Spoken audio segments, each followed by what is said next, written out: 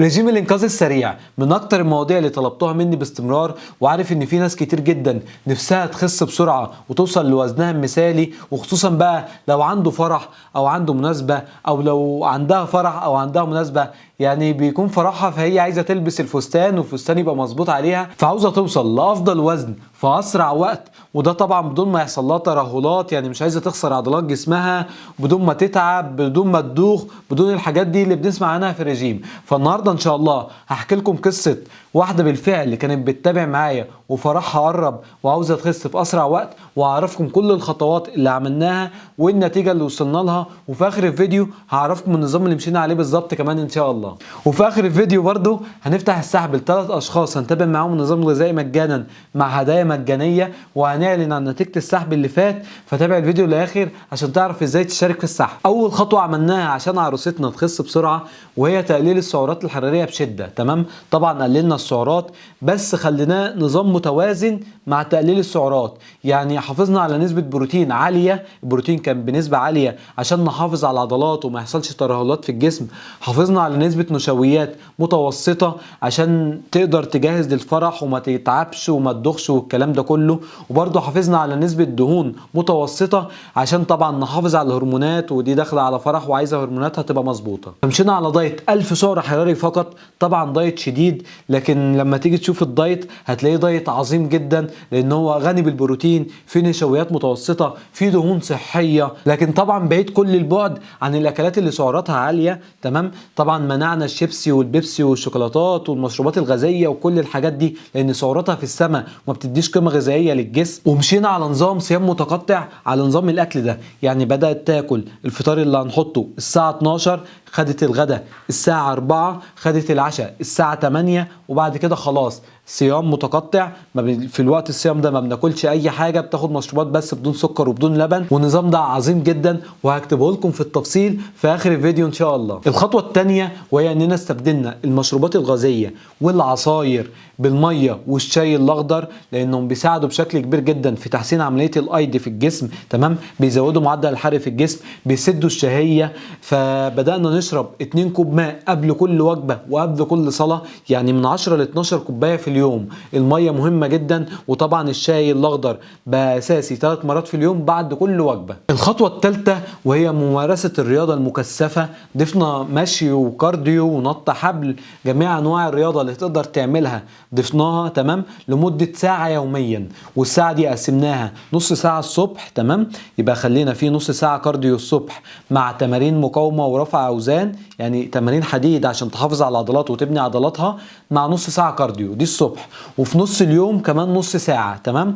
وفضينا بالليل خالص لتجهيزات الفرح بقى والحاجات النواقص والحاجات دي عندنا. الخطوة الرابعة اللي عملناها وهي النوم الكافي من 7 ل 8 ساعات، لان النوم الكافي مهم جدا في نظام زي اللي احنا بنقوله ده. نظام زي اللي احنا بنقوله ده انت بتاكل قليل، تمام، سعرات حرارية قليلة، بتعمل مجهود عالي جدا، يعني في ساعة يوميا وتمارين الصبح وتمارين في نص اليوم. فالنظام ده محتاج راحة ومحتاج استشفاء ومحتاج تنام كويس عشان تمد جسمك بالطاقة اللي تقدر تساعدك انها تزود ارادتك وتقدر تعمل نفس الكلام ده تاني يوم.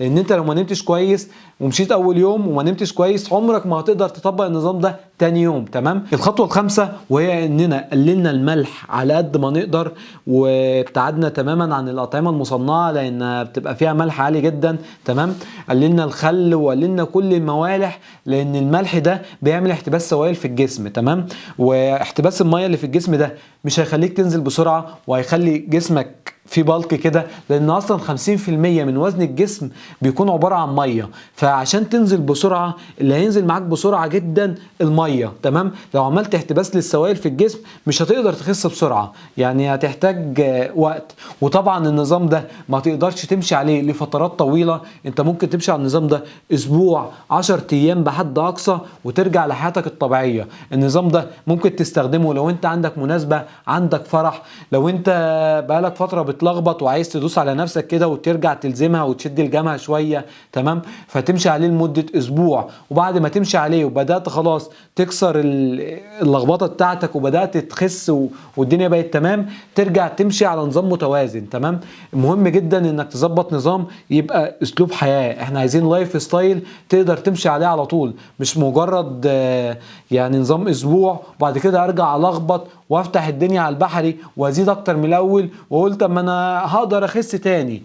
صدقني الموضوع بيبقى في اول مره سهل، تاني مره بيبقى صعب، اللي بعدها بيبقى مستحيل، تمام؟ محتاجين نظام حياه، اسلوب حياه صحي نمشي عليه، غني بالاكلات، غني بالرياضه، غني بالميه، غني بالنوم الكافي، تمام؟ الخطوات اللي احنا قلناها دي خطوات اصلا الرجيم الاساسي، تمام؟ فلو طبقت الخمس خطوات دول اوعدك انك هتخس بسرعه، تمام؟ وزي ما قلنا ما تمشيش عليه كتير، بعد كده قلل في الحاجات دي وخليها اسلوب حياه يتناسب مع حياتك تقدر تمشي عليه باستمرار. واما النظام الغذائي ال1000 سعر اللي مشينا عليه في خلال الاسبوع ده، وهو وجبه الافطار كانت عباره عن رغيف سن زائد بيضه مسلوقه زائد 3 معالق فول زائد خيارتين، باجمالي السعرات في الفطار 320 سعر. اما وجبه الغداء كانت عباره عن 4 معالق رز بسمتي زائد صدر فرخه مشوي زائد طبق سلطه كبير، باجمالي سعرات الغداء 325 سعر.